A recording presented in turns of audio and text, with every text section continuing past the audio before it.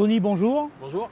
Alors Tony Estanguet, heureux de vous retrouver à Pau, puisque aujourd'hui vous avez des fonctions multiples, notamment vice-président, enfin coprésident de l'organisation pour la candidature de Paris 2024, on y reviendra tout à l'heure.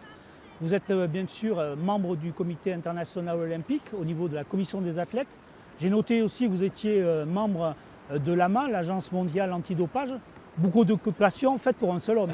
Oui, c'est vrai qu'en ce moment, on ne manque pas de travail et c'est tant mieux. C'est vrai qu'après l'arrêt de ma carrière en 2012, j'avais envie d'un nouveau challenge, j'avais envie de nouveaux défis et c'est vrai qu'aujourd'hui, je ne m'ennuie pas. Certains sportifs de haut niveau, quand ils arrêtent leur carrière, sont un peu en difficulté. Ben là, moi, je peux vous dire que je suis bien occupé avec des choses très intéressantes. Donc non, c'est super.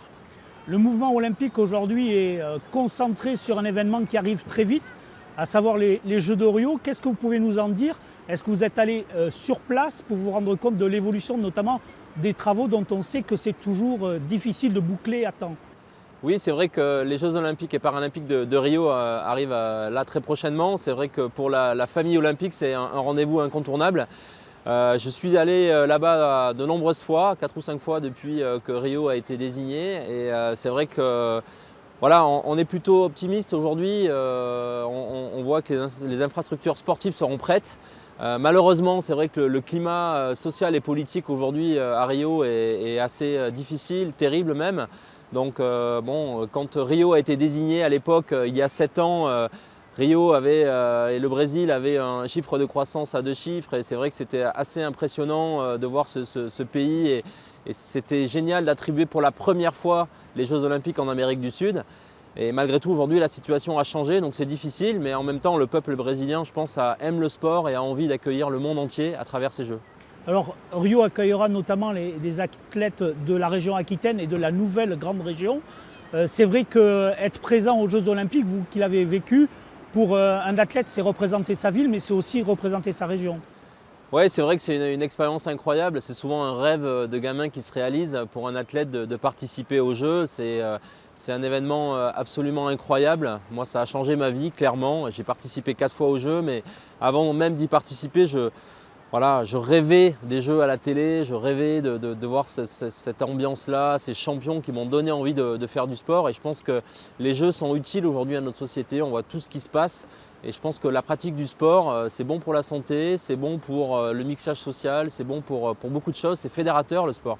Et je pense que les Jeux olympiques aujourd'hui sont peut-être l'événement justement qui incarne le mieux cet objectif.